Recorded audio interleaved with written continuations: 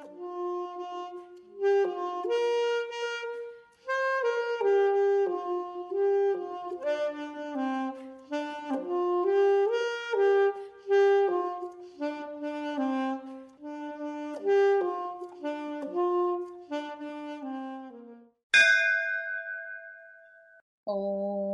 శుక్లాం భరధరం విష్ణుం శశివర్ణం చతుర్భుజం ప్రసన్నవదనం ధ్యాయేత్ సర్వ విఘ్నోపశాంతయే అని స్వామివారికి నమస్కారం చేసుకుని మనము మన వ్యాస భాగవతంలో 4వ స్కందంలో ఉన్నాము. ఇప్పుడు 24వ అధ్యాయం చూసుకుంటూ వస్తూ ఉన్నాము. ప్రచేతసులకు మన రుద్రుల వారు చేస్తూ ఉన్న ఉపదేశం తెలుసుకుంటూ నేర్చుకుంటూ వెళ్తూ ఉన్నాము. అందులో ఆయన ఏమంటున్నారంటే, మన గురువు గారు మొత్తము ఆత్మతత్వ విజ్ఞానాన్ని ముందు 3 ముక్కల్లో చెప్పారు. 3 మాటల్లో మొత్తం ఆత్మతత్వాన్ని ఉపదేశం చేశారు. పట్టుకోగలిగిన వాళ్ళు పట్టుకోవచ్చు, లేదన్న వాళ్ళకి ఇంకా విస్తారంగా మళ్ళీ ఒక 40-50 శ్లోకాల్లో చెప్తూ వచ్చారు. ముందు ఆ 3 ముక్కల్లో ఆయన చెప్పిన ఆత్మతత్వం ఏంటో చూద్దాము. 1, త్రిగుణాలతో కూడి జీవమన్న ఏ భావంతో ఉన్నదో ఆ తత్వము, అది అసలు యాక్చువల్గా సాక్షాత్తుగా భగవత్ తత్వమే.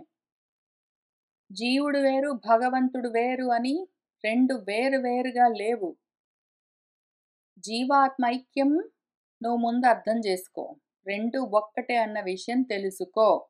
అహం ఏవ తత్ అని చూసుకో. జీవుడు మళ్ళీ ఒకడు వేరు, పరమాత్మ వేరు కాదు, ఉన్నదంతా ఒక్కటే. అది ఫస్ట్ పాయింట్. ఆ తర్వాత రెండోది, నువ్వు ఎన్ని కర్మలైనా చేసుకుంటూ కూర్చో, కర్మలతో ఈ విషయం తెలియదు. జ్ఞానము కావలసిందే దీనికి. కాబట్టి బుద్ధి కావాలి. రెండోది ఏంటంటే, 1, జీవుడు వేరు పరమాత్మ వేరు కాదు, ఉన్నదంతా ఒకటే. జీవ బ్రహ్మైక్యము ముందు ఫస్ట్ పాయింట్. అయితే అది చెప్పగానే తెలుస్తుందా అంటే వెంటనే తెలియదు. అసలు దానికి జ్ఞానం కావాలి. జ్ఞానంతో సదసత్ వివేక జ్ఞానంతో, విబుధాహ అంటే విజ్ఞానులారా అని అర్థం. విజ్ఞానులు. ఏ విజ్ఞానము అంటే సదసత్ వివేక జ్ఞానము. ఆత్మానాత్మ వివేక జ్ఞానం కలిగిన వాళ్ళకి మాత్రమే ఈ దేహాన్ని అనాత్మను చూసి ఇది నేను అన్న బుద్ధి తొలగి ఇవన్నీ అనాత్మలను తెలుసుకుని నేనేంటో తెలుసుకునే జ్ఞానం కలుగుతుంది. అది ఉన్నప్పుడు మాత్రమే ఆ పదం కలుగుతుంది అని చెప్తూ ఉన్నారు. కాబట్టి జీవబ్రహ్మైక్యము ఫస్ట్ పాయింట్. అది తెలుసుకోవడానికి ఆత్మానాత్మ వివేక జ్ఞానం కావాలి. Second point. అది ఉన్నది అంటే ఇది తెలుసుకోవచ్చు. ఇప్పుడు అందుకోసం నేనేం చేయాలంటే ఏమీ లేదు. అది నువ్వే అయి ఉన్నావు. ఆనందం బ్రహ్మ. అందుకనే నీకు ఏవి చూసినా సరే ఎందుకంత ప్రీతి, నాది అనగానే ఎందుకంత ప్రీతి, ఎందుకంటే నువ్వు కాబట్టి. అందుకని నువ్వేం అర్థం చేసుకో, ఆత్మే ప్రతి వాళ్లకు ప్రియంగా ఉంటుంది. అస్థిభాతి అయి ఉన్నదేంటో అప్రియము నువ్వే. ఎందుకు నీకు ఈ అనాత్మలను చూస్తే అంత ప్రేమ, ఎందుకంత ప్రీతి అంటే అవన్నీ అనాత్మలు కావు, అవన్నీ నీ స్వరూపమే.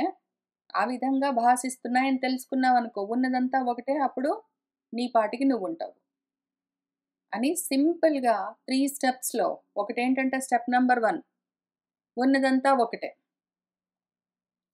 నువ్వు భగవంతుడు వేరు కాదు. నువ్వు భగవంతుడు వేరు అనుకుంటున్నావు కాబట్టే జగత్తంతా వేరుగా తెలుస్తున్నది నీకు. అది అర్థం కావడానికి ఆత్మానాత్మ వివేకం చెయ్యి. ఆత్మానాత్మ వివేకం కలిగిందనుకో, అప్పుడు నువ్వు ఆత్మని అనాత్మని వేరు చేసి అనాత్మని చూడగానే ఏమవుతుంది, ఆ అనాత్మ అంటే నీకెందుకంత భ్రాంతి, ఎందుకంత మోహం, ఎందుకంత ప్రీతి, ఎందుకు నీకంత ప్రియము అంటే అది నువ్వే కాబట్టి. ఆ విషయం తెలియగానే అనాత్మలన్నీ నువ్వే అవుతుంది. అప్పుడు ఉన్నదంతా ఒక్కటే. అహం బ్రహ్మ అస్మి అని ఆ స్థితిలో ఉంటావు. ఇంకప్పుడు నువ్వు తప్ప వేరేది లేదు. ఏకం ఏవ అద్వితీయం బ్రహ్మ. ఈ 3 స్టెప్స్‌లో దాన్ని అర్థం చేసుకోవచ్చు. ఒకవేళ చేయదలుచుకున్న వాళ్ళు ఈ విధంగా దాన్ని వివేచన చేస్తూ కూర్చోవచ్చు. దాంతో నిశ్రేయసం, ఆత్మస్థితి వాళ్ళు వెంటనే పొందుతారు. ఒకవేళ తెలియట్లేదు అంత సులువుగా అంటే, సరే మళ్ళీ దీన్నే ఇదే విషయం ఇంకా కొంచెము స్టెప్స్ చెప్తాను. ముందేమో నువ్వు వేరుగా ఉన్నావు, భగవంతుడు వేరుగా ఉన్నాడు, జగత్తు వేరుగా ఉంది అని అనుకుంటున్నావు గదా! ఇక్కడ మన విష్ణు సహస్రంలో మూడో శ్లోకంలో ప్రధాన పురుష ఈశ్వరః అని మళ్ళీ విడదీస్తావు. ప్రధాన పురుషేశ్వరః అని ఒక నామం ఇస్తే దాన్ని విడదీసి నువ్వు ప్రధానం అంటే జగత్తు వేరు, పురుషుణ్ణి నేను జీవుణ్ణి వేరు, ఈశ్వరుడు వేరు భగవంతుడు అని మళ్ళీ త్రిపుటి తయారు చేసుకొని నువ్వు 3గా దాన్ని నువ్వు నిన్ను భగవంతుడికి వేరుగా చూసుకుని భగవంతుడని వేరేగా ఉన్నాడు అని అనుకుని నిన్ను నువ్వు భగవంతుడికి వేరుగా చూసి అందుకని ఈ జగత్తునంతా మళ్ళీ వేరుగా చూస్తూ 3 ఉన్నాయి అనుకుంటూ చాలా మోహంలో నువ్వే ఉంటావు. ఆ కన్‌ఫ్యూజన్‌లో. నువ్వే కల్పించుకున్న కన్‌ఫ్యూజన్‌లో, మాయలో నువ్వే ఉంటూ ఉంటావు. అయితే ప్రధానం లేదు, పురుషం లేదు అంతా ఈశ్వరమయమై ఉన్నది అని తెలుసుకోవలసి ఉన్నది. అందుకని ప్రయత్నం చెయ్యాలి. అది నువ్వేం చేస్తావు? నేనున్నాను, నేను వేరుగా ఉన్నాను. అదిగో భగవంతుడు వేరేగా ఉన్నాడు. అదిగో అందుకని జగత్తు కూడా ఉన్నది. జగత్తులో నాకేమో కావాలి. కాబట్టి భగవంతుడినడిగితే ఇస్తాడు అని రకరకాల లావాదేవీలు, వ్యవహారాలన్నీ పెట్టుకుంటావు. నువ్వు ముందేం చెయ్యి అంటే, నువ్వు ఈ విధంగా నీకు భగవంతుడిని వేరుగా చూస్తూ ఉన్నావు అంటే, అంతవరకు జగత్తు ఉంటూనే ఉంటుంది. అది ఎప్పుడూ ఉంటూనే ఉంటుంది. అందుకని జగత్తుని నువ్వు డైరెక్ట్‌గా ఏమి చెయ్యలేవు. ఫస్ట్ చేయవలసిన విషయమేమి, నువ్వు భగవంతుడు వేరు అని చూడకు. నువ్వు వేరు, భగవంతుడు వేరు అనుకోకు. అది ఒకటే అని ఫస్ట్ ఐడెంటిఫై చెయ్యి. అది చెయ్యగానే ఏం జరుగుతుంది నెక్స్ట్, ఇంతవరకు అది నేను వేరు వేరు అనుకుంటున్నావు గాబట్టే, ఇది ఇంకొకటి మూడోది నువ్వు జీవుడు అనుకుంటున్నావు గాబట్టే జగత్తు వేరుగా కనిపిస్తున్నది. ఈ జగత్తు వేరుగా కనిపిస్తున్నంత వరకు నువ్వేవో కర్మలు చేసుకుంటూ, భగవంతుడిని సాధించాలని చూస్తూ ఉన్నంత వరకు అదట్లా దొరకదు. ఎప్పుడైతే ఈ జగత్తు నేను జీవుడిని అనుకున్నంత వరకు ఉంటూనే ఉంటుంది. నేను జీవుడు గాదు, నేనే భగవంతుడని నీకెప్పుడు అర్థమైందో, జగత్తు నీలో లయమవుతుంది. అప్పుడేమవుతుంది జగత్తు వేరుగా లేదు కాబట్టే దాని మీద నీకంత రుచి అని తెలుస్తుంది. నీ పాటికి నువ్వు ఊరికనే ఉండిపోతావు. అయితే ఈ విషయం ఎట్లా అర్థం చేసుకోవాలి అంటే స్టెప్స్ ఉన్నాయి మరి. డైరెక్ట్‌గా ఇక్కడికి వెళ్ళలేకపోతే, మనసుని అందుకోసము తయారు చేయడం కోసము కొన్ని స్టెప్స్ ఉన్నాయని చెప్తూ, దీన్ని వివేకం చేయవలసి ఉంటుంది. ఈ రకంగా నెమ్మదిగా ఒకదాన్ని విడదీసుకొని చూసుకోవాలి. ఇవన్నీ ఒక ముద్దలాగా ఉంటాయి. నువ్వుంటావు, ఈశ్వరుడుంటాడు, జగత్తుంటుంది. నేను జీవుడిని అంటావు, అది జగత్తంటావు, అదిగో దేవుడు అంటావు.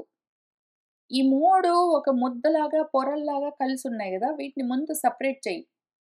భగవంతుడు నువ్వని 2 లేదు. 2 నువ్వే అంతా ఒకటే అని అర్థమైతే జగత్తు నీలోనే లయమవుతుంది. నువ్వు జీవుడిగా వేరేగా లేకపోతే జగత్తు ఇంక మళ్ళీ వేరేగా ఎక్కడుంటుంది? జీవుడిగా నువ్వు ఉన్నందుకే కదా జగత్తు వేరుగా ఉండవలసి వచ్చింది.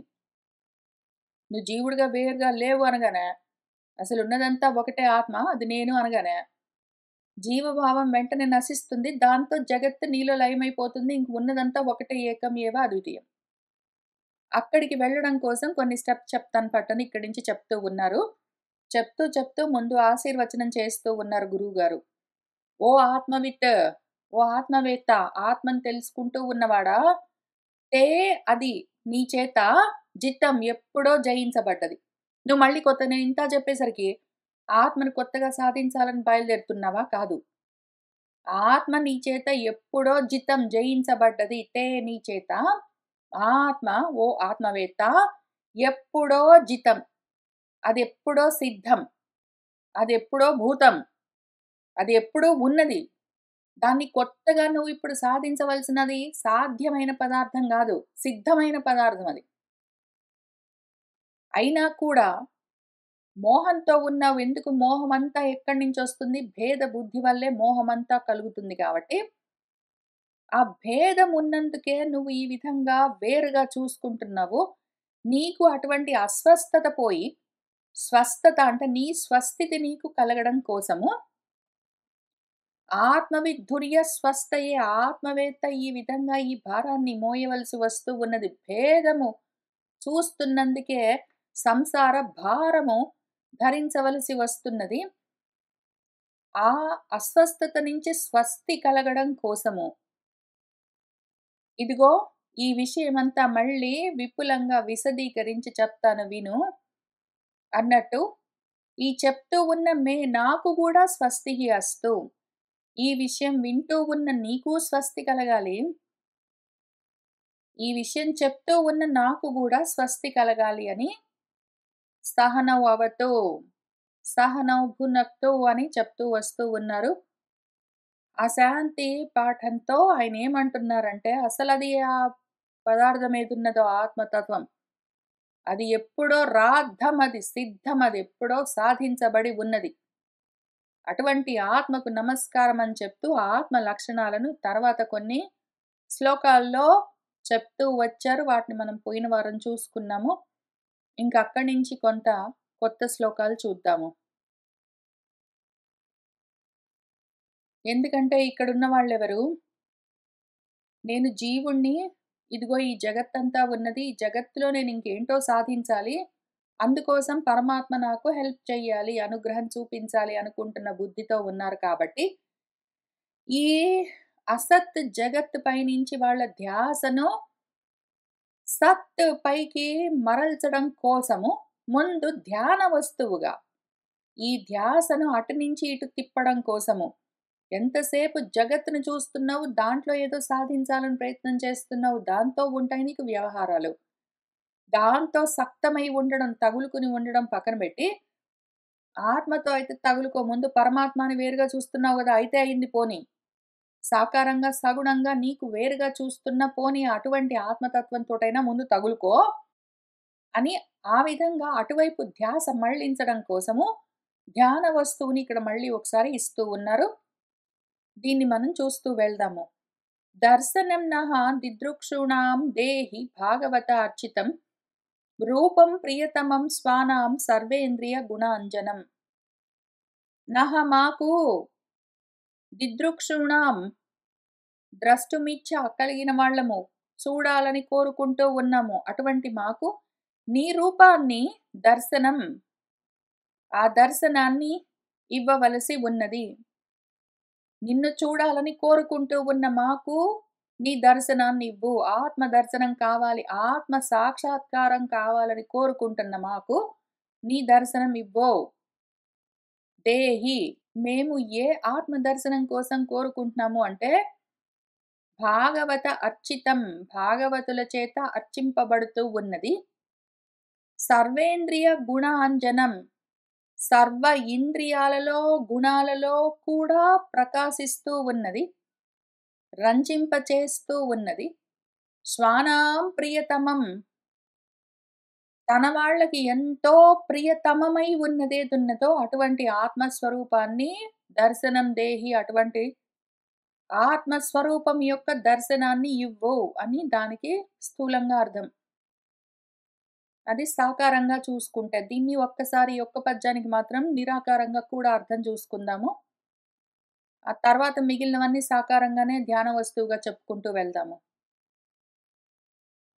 ఇప్పుడు దేని దర్శనం కోరుకుంటున్నాము? స్వరూప దర్శనము, ఆత్మ దర్శనం. స్వరూపం అంటే ఆత్మ. ఆత్మ దర్శనం కోరుకుంటున్నాము. ఆత్మ నాకెట్లా దర్శనం ఇవ్వాలి అంటే, ఎప్పుడు అటువంటి దర్శనం కలుగుతుంది అంటే, అది మళ్ళీ 3 స్టెప్ ప్రాసెస్. ఫస్ట్ భాగవత అర్చితం, భాగవతుల చేత పూజింపబడేది అంటే భక్తులకి తెలుస్తుంది. ఫస్ట్ భక్తి గావాలి. ముందు ఈ మొత్తము ప్రస్థానంలో 3 కావాలని చెప్పుకుంటూ వస్తూ ఉన్నాం గదా! అందులో ముందు గావాల్సింది భక్తి. ఇదే విషయం ఇంతకు ముందు గూడా చదువుకున్నాం మనం. మనకు కొత్త విషయం గాదు. మన సనత్ కుమార్ల వారు మన పృథువుకు చేసిన ఉపదేశంలో గూడా మళ్ళీ ఈ విషయం ఉన్నది. కాబట్టి భక్తి గావాలి ఫస్ట్. భక్తి ఎట్లా వస్తుంది? అత్యంత ఆసక్తి కలిగితే. అత్యంత ఆసక్తి ఎట్లా కలుగుతుంది? ఆ రుచి కలిగితే. రుచి ఎట్లా కలుగుతుంటుంది? విను కూర్చొని శ్రవణం చేస్తుంటే, ఆ శ్రవణంతో నీకు రుచి కలిగితే, అప్పుడు దాని గురించిన ఆ పదార్థం మీద నీకు ఆసక్తి కలిగితే అది భక్తిగా పరిణామం చెందుతుంది. అదొకటి కావాలి ఫస్ట్ స్టెప్. తర్వాత సెకండ్ స్టెప్ సర్వేంద్రియ గుణ అంజనం. అంజనం అంటే అజితైతి అని శుద్ధి చేస్తుందని అర్థం. ఏ తత్వమైతే ఏమి తెలుసుకుంటే సర్వ ఇంద్రియాలు, మొత్తం గుణాలు అన్నింటినీ శుద్ధి చేస్తుందో, అది ఏమి అంటే వైరాగ్యం. వైరాగ్యం కలిగితేనే ఇంద్రియాలు వాటి వస్తువుల వెంటబడిపోవడం, గుణాలతో కర్మలు చేస్తూ ఉండడం ఇవన్నీ మానుకుంటారు ఎవరైనా. వైరాగ్యం కలిగితేనే ఇంద్రియాలు, గుణాలు ప్రవర్తించడం ఆగుతాయి. ఇంద్రియాలు, గుణాలు ప్రవర్తిస్తున్నాయంటే ఏవైనా కర్మలుంటాయి. కర్మలు మొత్తం అంజనం గావాలి, మొత్తం అంతా శుద్ధం గావాలి అంటే, వాడిలో ఎంతో కొంత వైరాగ్యం కావాలి. కాబట్టి సెకండ్ స్టెప్ ఫస్ట్ భక్తి, సెకండ్ వైరాగ్యం. మూడోది స్వానాం ప్రియతమం. తనకత్యంత ఇష్టమైనదే మనిషికి ఎవ్వడికైనా చాలా ఇష్టమైందేమి అంటే జ్ఞానం. అజ్ఞానం అంటే ఎవడికి నచ్చదు. వాడినెవడైనా అజ్ఞాని అంటే వాడికి చాలా కోపమొస్తుంది. ఎంతటి వాడికైనా సరే, నీకెంత పసిపిల్లలకైనా సరే, "నీకేమీ తెలీదురా, తెలివి తక్కువ వాడివి, అజ్ఞానివి" అనగానే వెంటనే ఎందుకు కోపమొస్తుంది? నచ్చదెవరికీ. ఎందుకంటే ఆత్మస్వరూపము యొక్క లక్షణము, స్వరూప లక్షణమే జ్ఞానం. కాబట్టి అజ్ఞానం అంటే ఆత్మస్వరూపం గాదు, అనాత్మ గాబట్టే మనకు నచ్చదు ఆ మాట వింటే. అందుకే అది వద్దనుకుంటాము. ఎవరైనా అంటే చాలా కోపం తెచ్చుకుంటాము. ఎందుకంటే అది మనకు ప్రియం కాదు. మన ఆత్మస్వరూపం జ్ఞానం గాబట్టి, జ్ఞానం అంటేనే మనకు అత్యంత ప్రియం. అత్యంత ప్రియతమం, అన్నింటికన్నా ప్రియం. అందరికీ ప్రియమైందేమి జ్ఞానం. మూడోది మనకు జ్ఞానం గావాలి. ఫస్ట్ భక్తి గావాలి, తర్వాత వైరాగ్యం గావాలి, తర్వాత జ్ఞానం గావాలి. ఇవన్నీ ఉంటే నెక్స్ట్ ఆ రూపము, స్వరూపము, ఆ ఆత్మ దర్శనం ఇస్తుంది. ఎవడి స్వరూపం వాడికి తెలుస్తుంది. దానికి ఆ దిదృక్ష కావాలి. అది చూడాలి, చూడాలి, చూడాలి. ఆత్మను చూడాలి, ఆత్మ తెలుసుకోవాలి అన్న కోరిక ఉండాలి. మనకు ఆ జిజ్ఞాస ఉండాలి, దిదృక్ష ఉండాలి, ముముక్ష ఉండాలి, ఆరురుక్ష ఉండాలి. ఇంకేవేవో ఉండాలి. అందులో ఇదొకటుండాలి దిదృక్ష. ఆత్మ దర్శనం చెయ్యాలన్న ఇచ్ఛ బలంగా లేకపోతే, అనాత్మల్నే చూసుకుంటూ అదే మురిసిపోతూ ఉంటే ఇంకా ఆత్మ గురించి ఏం ఆలోచన ఎక్కడ నిలబడుతుంది? కాబట్టి ఇప్పుడు 2 రకాలుగా చూద్దాము. మాకు రూపం దర్శనం దేహి అంటే సాకారంగా భగవత్ స్వరూపము మన ధ్యాన వస్తువుగా మనలో మనకు తెలియాలి అని కోరుకుంటున్నాము. లేదా 2 రూపం దర్శనం దేహి అంటే నా స్వరూప దర్శనం కావాలి, ఆత్మ దర్శనం కావాలి అని సాధన మొదలుపెడుతూ ఉన్నాము అని సాకార సగుణమైనా సరే, నిరాకార నిర్గుణమైనా సరే, ఏది కోరుకున్నా సరే, అసలు ఎంట్రీ లెవెల్‌లో ఉన్నాడు వాడు అంటే స్టెప్స్ ఇక్కడి నుంచి స్టార్ట్ అవుతున్నాయి. ముందు ధ్యానం మొదలుపెట్టు. భక్తి గావాలి గదా నీకు. భక్తి గావాలంటే, అంతటి ఆసక్తి గావాలంటే ముందు జాగ్రత్తగా విని, దాని గురించే తదేక చిత్తంతో ఆలోచన చేస్తూ ఉండాలి గాబట్టి, ధ్యానము అత్యవసరము. ఇంకక్కడి నుంచి మొదలు పెడదామని ఇక్కడ స్టార్ట్ చేస్తున్నారు. 45వ శ్లోకంలో ఇక్కడి నుంచి అంతా వర్ణన ఉంటుంది. ఆత్మతత్వము నిర్వికల్ప పరబ్రహ్మము నిరాకారము. దానికొక రూపం లేదు, ఆకారం లేదు, వర్ణించడానికి అవయవాలు లేవు, ఏమీ లేవు. అయితే అటువంటి దాన్ని పట్టుకోవడం కష్టం గాబట్టి ఆలంబనగా శాఖాచంద్ర న్యాయంతో అదిగో చంద్రుడు అనగానే వెంటనే తెలియకపోతే లేతే అరుంధతి నక్షత్ర దర్శన న్యాయమని, అరుంధతి నక్షత్రం వెంటనే తెలియట్లేదు అంటే ఆ పక్కనున్న వాటిని చూపించి అది గాదు ఇది అని చెప్పినట్టు. ఏదో ఒకటి ఆలంబనగా చూపించడం కోసము సాకారంగా రూపాన్ని వర్ణించి చెప్తూ ఉన్నారు. దీన్ని ఆలంబనగా మెట్టుగా పెట్టుకుని నిరాలంబమైన, నిర్వికల్పమైన పరబ్రహ్మాన్ని తెలుసుకోవాలి. ఇక్కడే దీన్నే పట్టుకొని ఇక్కడే ఈ మెట్టు మీదే కూర్చోవడానికి వీల్లేదు. అయితే ఇది మొదటి మెట్టు ధ్యానము. శ్రవణంతో మనం తెలుసుకుంటున్న దాన్ని ధ్యానంగా మనసులో అదే పనిగా ఆసక్తితో పట్టుకుని ఉంటే బయట అనాత్మల పైన ఆసక్తులు తొలగుతాయని ఎక్స్‌పెక్టేషన్. ఆ ఎక్స్‌పెక్టేషన్ తోటి మనలో భక్తి కుదురుకోవడం కోసం ఆత్మ గురించి రతి పెరగడము, దానిపైన ఆసక్తి కలగడం కోసం మనము ఈ ఎక్సర్‌సైజ్ ఇక్కడి నుంచి మొదలుపెడుతున్నాము. చూస్తూ వెళ్దాము. స్నిగ్ధ ప్రావృట్‌ఘనశ్యామం సర్వ సౌందర్య సంగ్రహం చారు ఆయత చతుర్బాహుం సుజాత రుచిర ఆననం. మనసులో ఎటువంటి రూపాన్ని సాకారంగా ధ్యానం చేయాలి అంటే మళ్ళీ దీనికి అధికారులెవరు అంటే ఆత్మను యథాతథంగా నిర్వికల్పంగా పట్టుకునేందుకు ఇంకా అంత జ్ఞానమన్న శక్తి, ఆ బలం ఇంకా కలగలేదు. వాళ్ళకు కుదరట్లేదు. అయితే మాత్రం ఏదైనా రూపం చెప్తే పట్టుకోగలరు. అనాత్మల్ని వదిలిపెట్టాలి అన్న కోరిక ఉన్నది. ఆత్మను పట్టుకోవాలన్న కోరిక ఉన్నది. అందుకని ప్రయత్నం చేస్తున్న వాళ్ళకు ఆలంబనగా చెప్తూ ఉన్నారు. ఒకవేళ మీరు నిర్వికల్పంగా పరబ్రహ్మను పట్టుకునేందుకు శక్తి కలిగి ఉన్నారు అంటే ఇది వినవలసిన అవసరం గూడా లేదు. ఈ విధంగా తప్పనిసరిగా ధ్యానం చేయాలని రూల్ లేదు. అయితే ఎంతసేపు మనసంతా అనాత్మల పైనే ఉన్నది. ఆత్మ తెలియట్లేదు కానీ కావాలి. చెప్పండి నేర్చుకుంటామని అడుగుతున్న వాళ్ళ కోసం మాత్రమే ఇక్కడి నుంచి చెప్తూ ఉన్నారు. పూర్తిగా జ్ఞాన నిష్టలో ఉన్న వాళ్ళు ఈ రకంగా ధ్యానం చేయనవసరం లేకుండానే ఆత్మని తెలుసుకుంటూ ఉన్న వాళ్ళ కోసం ఇది అవసరం లేని ధ్యాన వస్తువు. ఆ విధంగా ఏదైనా ఒక ఆధారం ఉంటే పట్టుకుంటానన్న వాళ్ళ కోసం మాత్రమే చెప్పబడుతూ ఉన్న విషయం. ఎవరు దీనికి అధికారులని ఎవరికి వాళ్ళు చూసుకోండి. అందరికీ అన్నీ ఉండవు. అందరి కోసం చెప్తూ ఉంటారు. ఒకవేళ నిర్వికల్పమైన పరబ్రహ్మాన్ని తెలుసుకోగలను అని అనుకున్న వాళ్ళ కోసము డైరెక్ట్‌గా చెప్పిన దాన్ని చెప్పినట్టే రూపాలు మొదలైన వాటితో రూపాలు, ఆకారాలు, ఏదో వాటి వర్ణనలు, ఏవో నామాలు ఇవన్నీ ఇస్తేనే పట్టుకుంటానని సంబంధం లేదు. నామాలవసరం లేదు, రూపాలవసరం లేదు, సాకార వర్ణనలవసరం లేదు. డైరెక్ట్‌గా చెప్పు పట్టుకుంటాను అన్న వాళ్ళ కోసము, జ్ఞాన నిష్టలో ఉన్న వాళ్ళ కోసము ఇక్కడ పైన 3 శ్లోకాల్లో ఆల్రెడీ చెప్పేశారు. అటువంటి వాళ్ళు వెళ్లి కూర్చొని దాని గురించి వివేచన చేసుకుంటూ ఉండవచ్చు. వాళ్ళు ఇక్కడి నుంచి గురువుగారు చెప్తూ ఉన్న ఈ ధ్యాన వస్తువు మిగిలిన ఉపదేశం అంతా వినవలసిన పని లేదు. అయితే కానీ రూపమో, నామమో, కథో ఏదో ఒక పాత్ర ఉంటే తప్ప నేను పట్టుకోలేను అని అనుకున్న వాళ్ళ కోసం మాత్రం ఇక్కడి నుంచి చెప్తూ ఉన్నారు.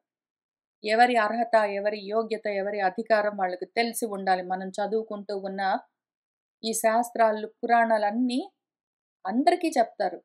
కర్మనిష్ఠులకు చెప్తారు, జ్ఞాననిష్ఠులకు చెప్తారు. ఏది నాకని మనకు ముందే మన గురించి తెలియాలి. లేకపోతే తెలిసిన గురువుగారిని కనుక్కొని మనం ఎక్కడున్నామో తెలుసుకోవాలి. అసలు ప్రశ్న వచ్చిందంటే గ్యారంటీగా కర్మ మార్గంలో ఉన్నామని అర్థం. జ్ఞాననిష్టలో ఉన్న వాళ్ళకి అసలు ఈ ప్రశ్న గూడా రాదు. నేనసలు కర్మాధికారినా, జ్ఞానాధికారినా అని వాడికి అనుమానం వచ్చిందంటే వాడు గ్యారంటీగా కర్మాధికారి. జ్ఞానాధికారికి నేను జ్ఞానానికి అధికారినేనా కాదా అని వాడికి అనుమానం ఏమీ రాదు. వాడు చాలా క్లియర్‌గా ఉంటాడు ఆ విషయంలో. కాబట్టి అనుమానం ఉన్నవాళ్ళు, కర్మల్లోనే ఉన్నవాళ్ళు ఇంకిక్కడి నుంచి జాగ్రత్తగా మనసులో ధ్యానం చేస్తూ ఉండండి. ఆ రూపం ఎట్లా ఉన్నది అది అసలు అపురూపం. ఇప్పుడు స్నిగ్ధ ప్రావృట్ ఘనశ్యామం. ఘనములు అంటే మేఘాలు. ఆ మేఘాలు మామూలుగా లేవవి. ప్రావృట్ వర్షాకాలంలోని మేఘాలు. పూర్తిగా నీటితో నిండి ఉన్న వర్షాకాలపు మబ్బులు. అవి కూడా స్నిగ్ధము దట్టంగా ఉన్నాయనుకోండి. దట్టమైన వర్షాకాలపు మేఘాలు ఏ రంగులో ఉంటాయో అటువంటి శ్యామల వర్ణంలో ఉన్నదా ఆకారము. సర్వ సౌందర్య సంగ్రహము. అసలు మొత్తం అన్ని లోకాల్లో ఎన్ని సౌందర్యాలున్నాయో అన్నీ ఒక్క చోట రాశిగా పోస్తే అటువంటి రూపం ఎట్లా ఉంటుందో అంతటి సౌందర్యవంతమైన రూపం ఇది. చారు ఆయత చతుర్బాహుం. చారు చాలా అందమైన ఆయతము పొడుగ్గా ఉన్న 4 భుజములతో ఉన్నది ఆ రూపము. సుజాత సుచిర ఆననం చక్కగా రూపు ధరించిన అందమైన ప్రకాశిస్తున్న ముఖము. పద్మకోశ పలాశాక్షం సుందరభ్రూ సునాసికం సుద్విజం సుకపోల హాస్యం సమకర్ణ విభూషణం. పద్మకోశ పలాశ అక్షం, పద్మపు మొగ్గకు ఉన్న రేకులు ఏ విధంగా అరవిచ్చుకోకుండా ఉన్నప్పుడు ఎటువంటి చిరు ఎరుపుతో అందంగా ఉంటాయో అటువంటి కన్నులున్నాయి ఆ రూపానికి. సుందర భ్రూ, అందమైన భ్రుకుటి కాలభాగమున్నది. సునాసిక, చక్కటి అందమైన కొటేరేసినట్టు ఏదో సంపెంగ మొగ్గలాగా ఉన్న అందమైన ముక్కు ఉన్నది ఆ రూపానికి. సుద్విజం, చక్కటి తెల్లటి పలువరస ఉన్నది. సుకపోల హాస్యం, అందమైన నున్నగా మెరుస్తూ ఉన్న బుగ్గలతో ఉన్న ముఖము. సమకర్ణ విభూషణం, రెండు చెవులు సమానంగా ఉండి అందంగా ఉన్నాయి. ప్రీతి ప్రహసిత అపాంగ అలకైః ఉపశోభితం లసత్ పంకజ కింజల్క దుకూలం మృష్ట కుండలం. ప్రీతితో ప్రకృష్టంగా హాసము నవ్వులతో నిండి ఉన్న అపాంగము, కడగంటి చూపులతో ఉన్నదా రూపము. అలకైః ఉపశోభితం, అలకలు అంటే ముంగురులు, ముంగురులు అందంగా ముఖం పైన పడుతూ ఉంటే ఆ విధంగా శోభిల్లుతూ ఉన్నది. లసత్ పంకజ కింజల్క దుకూలం, లసత్ అంటే కదులుతూ ఉన్న, ప్రకాశిస్తూ ఉన్న. లసత్ అంటే రెండు అర్థాలు ఉన్నాయి, ప్రకాశిస్తున్న, కదులుతూ ఉన్న. పంకజము, పద్మాల యొక్క కింజల్కము, పుప్పొళ్ళు ఏ రంగులో ఉంటాయో అటువంటి పట్టు వస్త్రాన్ని ధరించి ఉన్నదా రూపము. మృష్ట కుండలం, ఇదంతా ఎక్కడ భావం చేస్తున్నారు మీరు? మీ హృత్కమలంలోనే, మీ హృదయ పద్మంలోనే ఈ రూపం అక్కడే కనిపిస్తూ ఉన్నది. మీరు దాన్ని చూస్తూ ఉంటే ఆ రూపము మిమ్మల్ని చిరునవ్వుతో ప్రేమతో చూస్తూ ఉన్నది. మీరు మీ మనసులోనే ఈ రూపాన్ని దర్శనం చేస్తూ ఉంటే మీ ఊపిర్లు ఉచ్ఛ్వాస నిశ్వాసాలుగా కదులుతూ ఉంటే మీ ఊపిర్లకు మీ మనసులో ఉన్న రూపము కట్టుకున్న బంగారు రంగులోని పట్టు పంచ కొద్దిగా కదులుతూ ఉన్నది. ఆ ఉత్తరీయము మీ ఊపిర్ల గాలికి అందంగా కదులుతూ ఉన్నది. మృష్ట కుండలం, అందమైన కుండలాలు ధరించి ఉన్నదా రూపము. దాని ప్రకాశము గండభాగాలపైన బుగ్గలపైన పడి తళుక్కున ప్రకాశిస్తూ ఉన్నది. కళ్ళు తారకల్లాగా మెరుస్తూ ఉన్నాయి. మిమ్మల్నే చూస్తూ ఉన్నది ఆ రూపము. మీరు దాన్నే చూస్తూ ఉంటే మీ మనసులో అది మిమ్మల్నే చూస్తూ ఉన్నది నవ్వుతూ. స్ఫురత్ కిరీట వలయ హార నూపుర మేఖలం శంఖ చక్ర గదా పద్మ మాలా మణి ఉత్తమ రుద్ధిమత్. స్ఫురత్, కదులుతూ ఉన్న, ప్రకాశిస్తూ ఉన్న కిరీటంతో, వలయాలు, కడియాలు మొదలైన వాటితో, హారాలు, మెడలో వేసుకున్న హారాలు, నూపురాలు, కాళ్లకు పెట్టుకున్న అందెలు, మేఖలము, నడుముకు కట్టుకున్న వడ్డాణము, మొలనూలు వాటితో, ఆ 4 భుజములతో శంఖము, చక్రము, గద, పద్మములు పట్టుకుని, మెడలో పువ్వుల మాలలన్నీ ధరించి, మణులతో కూర్చిన బంగారు ఉత్తమమైన ఆభరణములన్నీ ధరించి, రుద్ధిమత్, బాగా సమృద్ధిగా ఎంతో ఘనంగా ఉన్నదా ఆకారము. ఇక్కడ కొంతే చెప్తారు. ఎక్కడ ధ్యాన వస్తువులు ఇచ్చినా సరే, ఎంత వర్ణించి చెప్పినా కూడా ఇంకా మీరు మిగిలిందంతా మీకిష్టం వచ్చినంత భావన మీరే చేసుకోవచ్చు. ఇక్కడ బంగారపు పట్టు వస్త్రాలు, చక్కటి పట్టు పంచ కట్టుకుని అందమైన బంగారపు రంగులో ఉన్న పట్టు వస్త్రాన్ని ఉత్తరీయంగా వేసుకున్నా అని చెప్తే, మీరు కావాలంటే ఎర్రగా ఉన్న, లేదా తెల్లగా ఉన్న, లేదా ఇంకేదైనా వర్ణంలో ఉన్న, మీ ఇష్టం వచ్చినట్టు డిజైన్స్‌తో ఉన్న ఏ పంచలైనా భావన చేసుకోవచ్చు. మీరే ఇస్తున్నట్టుగా ఆయన పుచ్చుకుని ధరించినట్టుగా కూడా భావన చేసుకోవచ్చు. భావ దారిద్ర్యం ఉండరాదు. ధ్యాన వస్తువులను పెట్టుకొని కూర్చున్నప్పుడు వాళ్ళెంత ఇచ్చారో అంతవరకే నేను భావన చేస్తాను. అంత గూడా అంతంత మాత్రంగా అర్థమవుతుంది. అసలు సంస్కృతం గాబట్టి సరిగ్గా అర్థం గూడా గాదు. పైగా ఏదో కొంచెం మిగిలిందంతా నాకు కొంచెం కొంచెం అర్థం చేసుకుంటాను. వాళ్ళెంతిస్తారో అంతే చేసుకుంటాను. ఇంత మాత్రమే ఇట్టానే నేను భావన జేస్తానని అట్లాంటి పట్టుదలలన్నిటికి పోవాల్సిన అవసరం లేదు. భావదారిద్ర్యం అవసరం లేదు. బాగా భావన చేసుకోండి. కొంచెం వాళ్ళిస్తారు. ఇంక అక్కడి నుంచి మీకెంత కావాలంటే అంత భావన చేయండి. ఎంత సేపైనా చేసుకోవచ్చు. ఎంత దూరమైనా చేయొచ్చు. మీ ఇష్టము. మిమ్మల్ని బట్టి ఉంటుంది. మీ మనసు ఎంతగా వ్యాపిస్తుంటుందో, ఎంతగా అది ఆ రుచిని అనుభవిస్తుంటుందో అంతగా మీ ఇష్టం వచ్చినంత ఇక్కడ నిలబడ్డట్టు చెప్తే మీరు కూర్చున్నట్టు, పడుకున్నట్టు, నడుస్తున్నట్టు. ఇక్కడ నవ్వుతూ ఉన్నట్టు చెప్తే ఆయన నవ్వుతూ ఉన్నట్టు, మాట్లాడుతూ ఉన్నట్టు. మీకిష్టం వచ్చినట్టు, మీకెట్లా గావాలంటే అట్లా చేయొచ్చు. ఎక్కడ తగ్గవలసిన అవసరం లేదు. ఇక్కడే అని గాదు. ఏ ధ్యాన వస్తువు ఎక్కడ ధ్యాన శ్లోకాలిచ్చినా సరే ఇంతే విషయము. మిమ్మల్ని బట్టి మీ భగవంతుడు. మిగిలిన వాళ్ళు దాన్నెట్లా డిఫైన్ జేస్తారు? వాళ్ళు కొంచెం హెల్ప్ చేస్తారు. హెల్ప్ కోసం కొంచెం చెప్తారు. మిగిలిందంతా మీకు ఇష్టం వచ్చినట్టు, మీ ఇచ్చ వచ్చినంత మీకు కదా దిదృక్ష. ఎవరికున్నది ఇక్కడ దిదృక్ష మీకే గదా! మీ దిదృక్షను బట్టి అంటే ద్రష్టుమిచ్చ. మీకు ఎంత చూడాలనిపిస్తే మీరు అంతగా మీలోనే ఉన్న మీరే చూస్తూ ఉన్న మీ భగవంతుడిని మీరు ఎంతైనా భావన జేసుకోవచ్చు. వాళ్ళెంత జెప్తారో నేను అంతే జేస్తానని కూర్చోవాల్సిన అవసరం లేదు. ఆ లిమిటేషన్స్ లేవు దీనికి. కాబట్టి రుద్ధిమంతంగా ఉన్నది మీకిష్టం వచ్చినన్ని ఆభరణాలు, చక్కటి పట్టు వస్త్రాలు, చక్కటి అందమైన ఏదో ఉత్తరీయాలు, కిరీటాలు, గదలు ఇంకేమైనా సరే యజ్ఞోపవీతాలు, వడ్డాణాలు అన్నీ ఆలోచన చేసుకోండి. మీ ఇష్టం వచ్చినంత భావన జేసుకోండి. మీ మనస్సు మీ ఇష్టము. మీరు కావాలంటే సింహాసనాలు వేసుకోండి, చక్కటి కుర్చీలు వేయండి, మంచి అందమైన పద్మాలు పరిచిన ఏదో మంచాల్లాంటివి, దివాన్ లాంటివి తయారు జేసుకోండి మీ మనసులో. అందులో కూర్చోబెట్టండి. ఉయ్యాల తయారు చేసి అందులో ఊపండి మీరే మీ ఇష్టము. మీ ఇష్టం వచ్చినట్టు ఆడుకోవచ్చు. ఎక్కడ తగ్గవలసిన అవసరం లేదు.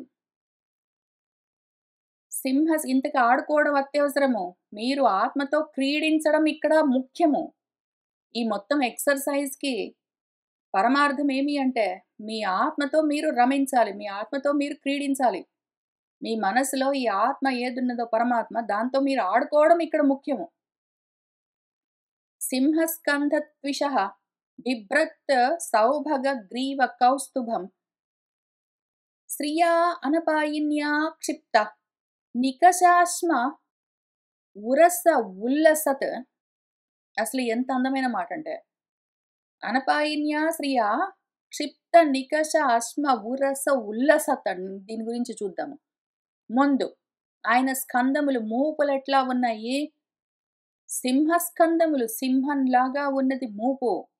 దాంతో త్విషము అంటే తేజస్సు అసలు ఎంత బిభ్రాజమానం, ఆనందం ఎంత అందంగా ప్రకాశిస్తుందంటే ఆయన భుజాల పైన మూపు భాగము. అట్లా బిభ్రత్ దాన్ని ధరించి ఉన్నాడు. సౌభగ గ్రీవ కౌస్తుభం సుభగము ఎంతో విలువైన, అందమైన, ప్రకాశమయమైన మెడలో కౌస్తుభ హారాన్ని ధరించి ఉన్నాడు. అనపాయిన్యా శ్రియ. అనపాయిని అపాయం అంటే తొలగిపోవడము. అనపాయము అంటే ఎప్పటికి తొలగడం అన్నది లేదు. ఎప్పుడూ తోడుగా, ఎప్పుడు వెంటే ఉండడం అని అర్థం. నాశరహితమైన అని అర్థం. అపాయము అంటే నాశము. అనపాయము అంటే నాశం లేదు. ఎప్పటికీ నశించని శ్రీ లక్ష్మి ఎట్లా ఉందిప్పుడు? చాలా అందంగా ఉంది. ఆ లక్ష్మి ఉంటే ఉన్నది. అదెక్కడ ఉన్నది? ఆయన ఉరస్సు పైన, వక్షస్థలం పైన ఉన్నది గదా! ఇప్పుడు ఈయన వక్షస్థలం ఎట్లా ఉన్నది పైగా? అది మామూలుగా అట్లాంటి, ఇట్లాంటి వక్షస్థలం గాదు. నికష అశ్వం అది. నికష అశ్వం. నికషం అంటే రుద్దడం అని అర్థం. అశ్వం అంటే బండరాయి. ఏదో ఒక బండరాయి ఉన్నదనుకోండి. నికషం అంటే సానబెట్టేందుకు బండరాళ్ళుంటాయి గదా! సానబెట్టే బండరాళ్ళని గీటు రాయి అని పిలుస్తాం గదా! అది ఎట్లా మామూలుగా ఏదో కత్తులు వాటిని సానబెట్టడం సరే గాని, బంగారు ఆభరణాల షాప్‌లో వాళ్ళ దగ్గర బంగారం నిజమేనా కాదా అని చూడడానికి గీటురాళ్ళుంటాయి. వాటి మీద గీసి చూస్తే, ఆ! ఇది స్వచ్ఛమైన బంగారమే అని తెలుస్తుంది. ఇప్పుడు ఈ బంగారం ముద్ద పూర్తిగా బంగారం. మన లక్ష్మి, మన తల్లి కంప్లీట్‌లీ బంగారం. ఈ బంగారం వెళ్లి ఏం చేసింది? ఆయన వక్షస్థలం మీద కూర్చుంటే, గీటురాయి మీద ఉన్న బంగారం ముద్దలాగా ఉంది. అట్లా ఉల్లసత్తంతా అందంగా ఉన్నది అని చెప్తూ ఉన్నారు. ఆయన నల్లగా ఉన్నాడు మరి. ఆయనేమో మామూలు నలుపు గాదు. అది అట్లాంటి, ఇట్లాంటి నలుపు గాదు. స్నిగ్ధ ప్రావృట్ ఘనశ్యామం అది. అటువంటి నల్లటి కరుకుగా ఉన్న, బలంగా ఉన్న, బలమైన, బలిష్టమైన ఆయన ఉరస్సు పైన మన బంగారం కూర్చునేసరికి ఏదో గీటురాయి మీద పెట్టి గీస్తూ ఉన్న బంగారంలాగా ఉన్నది అని చెప్తూ ఉన్నారు. అంత లెవెల్‌లో భావన జేయండి. అంత లెవెల్‌లో భావన చేయండి. ఇంకా పైకి దాన్ని మించి చేయండి. తగ్గడానికి వీల్లేదు. అసలు కొంచెం గూడా తగ్గేది లేదు. పూర రేచక సంవిఘ్న వళి వల్గు తల ఉదరం. పూరకము, రేచకము అంటే గాలి బాగా పూర్తిగా లోపలికి పీలుస్తూ ఉంటే, గాలి పూర్తిగా వదులుతూ ఉంటే, ఆయన ఉదరము కడుపు కదులుతూ ఉన్నదిట. ఆ రకంగా కదులుతూ ఉంటే సంవిఘ్నము కదులుతూ ఉన్న ఆయన ఉదరం ఎట్లా ఉన్నది? అది తలోదరము పల్చగా ఉన్నది. లావుగా లేదు. ఆయన బొజ్జ, ఆయన పొట్ట పల్చగా ఉన్నది. ఆయన గాలి పీల్చుకుంటూ వదులుతూ ఉంటే, అక్కడ ఆయన నడుముకి పొట్ట చుట్టూ నడుము దగ్గర వళులు కనిపిస్తున్నాయి. త్రివళులు. ముడతలు కనిపిస్తూ ఉన్నాయి అందంగా. ఆ ముడతలు కూడా చాలా అందంగా ఉన్నాయి. ఆయన గాలి పీల్చుకుంటూ వదులుతూ ఉంటే, ఆయన బొజ్జ కదులుతూ ఉంటే, నెమ్మదిగా ఆకులాంటి పొట్ట కదులుతూ ఉంటే, అక్కడ నడుము దగ్గర ఆ సన్నటి గీతల్లాగా ఉన్న వళులు కనిపిస్తూ ఉన్నాయి. ప్రతి సంక్రామత్ యత్ విశ్వ ఈవ్ అదేమో అసలు పల్చంగా ఉంది. బుజ్జి బొజ్జ అని చెప్పుకున్నాం. బుజ్జి బొజ్జేమి? అబ్బో! అది మొత్తం బ్రహ్మాండం విశ్వమంతా ఆ బొజ్జలోనే ఉంది. ఇప్పుడు అందులో ఉన్న ఆ మొత్తం విశ్వాన్ని ఎక్కడి నుంచి బయటికి తీస్తాడంటే, ఇంకా దానందం అసలు కొంచెం తగ్గడానికి లేదు. ఆ అందమైన పల్చటి ఆకులాగా రెపరెపరాలుతూ ఉంటాయి. ఆయన ఊపిరి పీల్చుకొని వదులుతుంటేనే అది అయ్యో! అసలు ఎంత వయ్యారంగా రెపరెపరాలుతున్నది ఆయన బొజ్జ ఆకులాగా. దానికి ఒక అందమైన నాభి ఉన్నది. ఈ నాభి ఎట్లా ఉన్నది? ఆవర్త గభీర. గంభీరంగా, లోతుగా, గుండ్రంగా ఉన్నది ఆయన నాభి. అందులో నుంచి పల్చగా ఆకులాగా రెపరెపలాడుతూ ఉన్న బొజ్జలోనే పెట్టుకున్న ఈ మొత్తం విశ్వాన్ని అక్కడి నుంచే బయటికి తీస్తూ ఉంటాడు. మళ్ళీ అక్కడే దాన్ని లోపలికి తోస్తూ ఉంటాడు. అక్కడి నుంచి అది సంక్రమిస్తుంటుంది. అక్కడికే అది మళ్ళీ సంక్రమిస్తూ ఉంటుంది. ఆ రకంగా ఉన్నది విషయము. శామ్య శ్రోణి అధిరోజిష్ణు దుకూల స్వర్ణ మేఖలం సమచారు అంఘ్రి జంఘ ఊరు నిమ్న జాను సుదర్శనం. శ్యామల వర్ణంలో ఉన్న శ్రోణి భాగం, కటి భాగము ఆయన పిరుదులు వాటిపైన చక్కగా ప్రకాశమయమైన దుకూలాన్ని ధరించాడు. ఆయన నడుముకి పట్టు వస్త్రాన్ని ధరించాడు. దానిపైన స్వర్ణ మేఖలము బంగారపు మొలనూలు కట్టుకున్నాడు. కావాలంటే అందమైన రత్నాలు పొదిగిన బంగారపు వడ్డాణం కూడా పెట్టుకునుండొచ్చు. మీ ఇష్టము. ఇట్లానే ఉండాలని నేనెట్లా జెప్తాను? వ్యాసుల వారెట్లా జెప్తారు? కొన్ని గైడ్‌లైన్స్ ఇస్తున్నారు అంతవరకే. నేను కొంచెం భావన జేసి చెప్తున్నాను సొంతంగా. అయితే మీరు, మీ భగవంతుడు మీరేమైనా ఆడుకోవచ్చు. సమంగా ఉన్న చారు అందమైన అంగురులు, పాదాలు, జంఘములు పిక్కలు, ఊరువులు తొడలు, నిమ్న జానువులు మోకాళ్ళతో సుదర్శనం అసలు ఎంత చక్కటి అందమైన దర్శనం అంటే, ఆ తర్వాత పదా శరత్పద్మ పలాశ రోచిషా నఖజ్జుభిః నః అంతరఘం విధున్వతా ప్రదర్శయ స్వీయం అపాస్త సాధ్వసం పదం గురో మార్గగురుః తమోజుషాం. ఓ గురువుగారు, ఇప్పుడెవరింతకీ నా మనసులో నేను భావన చేస్తూ ఉన్న ఆత్మ పదార్థం ఎవరంటే నా గురువు. గురువుగారు తమోజుషాం, తమస్సుతో నిండి ఉన్న, చీకట్లతో నిండి ఉన్నదండి. నిన్నక్కడెందుకు పెట్టుకున్నాను నేను? నా మనసులో నిన్నెందుకు తెచ్చి అక్కడ పెట్టుకొని నీతోటి ఆటలాడుకుంటున్నాను? నువ్వక్కడ మాయమయ్యేసరికి నువ్వక్కడ లేకపోతే నా మనసంతా చీకట్లతో నిండి ఉంటుంది. నువ్వున్నావు గాబట్టే అక్కడ ప్రకాశం ఉన్నది తెలుస్తున్నదా? నువ్వు ఆత్మజ్యోతివి. నా మనసులో చీకటి ఉన్నదంటే దానికి ఏమైనా లోపల బల్బు పెట్టి నేను లైట్ స్విచ్ ఆన్ చేయగలనా? లేదు గదా! బాహ్యమైన లైట్‌లేవి లోపలికి వెళ్ళట్లేదు. వెళ్ళవు. కుదరదు. ఆ రకంగా లోపల బల్బులు వెలిగించలేము. అయితే దానికి స్వయంగా ప్రకాశించే ఏదో ఒక మార్గం ఉండాలది నువ్వే. స్వయంగా ప్రకాశించే ఆ వెలుగు నువ్వే కాబట్టి దీపము, జ్యోతి. నిన్ను తీసుకెళ్ళి అక్కడ బెట్టుకున్నాను. ఎందుకు ఊరికనే ఉండడానికి గాదు. నువ్వక్కడ ఉన్నావంటే చాలు ఆ చుట్టుపక్కలున్న చీకట్లన్నీ పారిపోతాయి. చూసావా? అది. నిన్నక్కడ బెట్టుకుని నేనెందుకు ధ్యానం జేస్తున్నానో, నువ్వక్కడ లేవంటే మాత్రం మొత్తం నా మనసు నిండా చీకట్లు నిండి ఉన్నాయి. నిన్నక్కడ పెట్టగానే నువ్వు ఆటోమేటిక్ ప్రకాశించే లైట్ గాబట్టి, ఆ చుట్టూ ఉన్న చీకట్లను నేను సెపరేట్‌గా మళ్ళీ ఏమి జేయక్కర్లేదు. అవే తొలగిపోతాయి. అందుకని తమోజుషాం, చీకట్లతో నిండి ఉన్న వాళ్లకు మార్గగురువు, మార్గాన్ని ఉపదేశించే గురువై మీరున్నారో మీరేం చెయ్యాలంటే, ఓ గురు పదం ప్రదర్శయ, ఆ పదాన్ని, ఆ మార్గాన్ని, మేం చేరుకోవలసిన గమ్యాన్ని చూపించండి. అది కావాలి. మిమ్మల్ని మనసులో పెట్టుకొని మేమెందుకు ఆడుకుంటున్నామంటే, ఇంకా ఆడుకుంటూ అక్కడే కూర్చుందామని గాదు. మిమ్మల్ని లైట్‌లాగా అక్కడెందుకు బెట్టాము? మీ లైట్‌లో మాకు మిమ్మల్ని చేరే దారి కనిపించాలి కదా! ఆ దారి కనిపించక చీకట్లో ఉన్నాము. దారి చూపించమని అడుగుతున్నాము.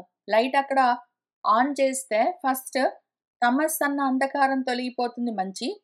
కానీ చీకట్లు పోయాయి గదా! అని పోయాయి హమ్మయ్య! చీకట్లని అక్కడే ఎందుకు కూర్చుంటాము? ఇప్పుడు ఇంట్లో నుంచి తప్పిపోయి ఎక్కడో తిరుగుతున్నామనుకో, చీకట్లున్నాయనుకో బాగా. ఇంటి నుంచి చాలా దూరంగా ఎక్కడికో వెళ్ళాము. ఆ చుట్టుపక్కల ఏమి తెలిసిన ప్రాంతం కాదు. చుట్టూ చిమ్మ చీకట్లున్నాయంటే, అప్పుడు ఫస్ట్ ఏం చేస్తాను? వెలుగు, లైట్ కోసం ప్రయత్నం చేస్తాను. లైట్ ఉందంటే, హమ్మయ్య! లైట్ ఉంది. ఇంక ఇక్కడే కూర్చుంటాను అని అనుకోం గదా! ఆ లైట్ పెట్టుకొని ఇంటి జాడ చూసుకుంటూ ఆ దారి పట్టుకొని ఇంటికి రావాలి మరి. కాబట్టి నిన్నక్కడ బెట్టుకుంటే, నువ్వేం చేస్తావంటే, అదిగో నాకు ముందు నాలో ఉన్న చీకట్లను తొలగించాలి. తొలగిపోతాయి. నువ్వక్కడ లైట్ స్వయం ప్రకాశం గాబట్టి, స్వయం జ్యోతివి. ఆ జ్యోతిని అక్కడ పెట్టగానే, చీకట్లు ముందు తొలగుతాయి. కానీ అక్కడికి ఆగడానికి వీల్లేదు. దారి కనిపించాలి నాకు. ఆ దారిని నువ్వు ఉపదేశం నువ్వే గురువయ్యి, నా మనసుకి దారిని చూపించు. అది నాకు ప్రదర్శించు. ఎందుకు అంటే, శరత్కాలంలోని పద్మ పలాస రోచిష, శరత్కాలంలో పూసే పద్మాల యొక్క కాంతులతో సమానమైన